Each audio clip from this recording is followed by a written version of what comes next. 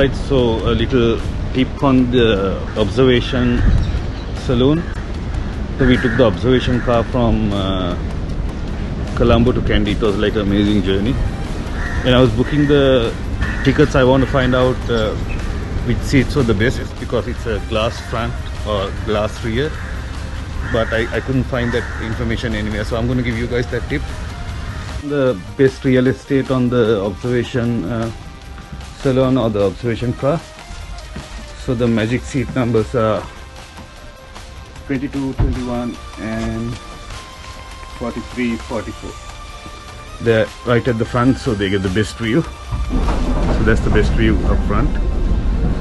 As I mentioned before, these are prime real estate, so you'll be really lucky to get them. They're in high demand.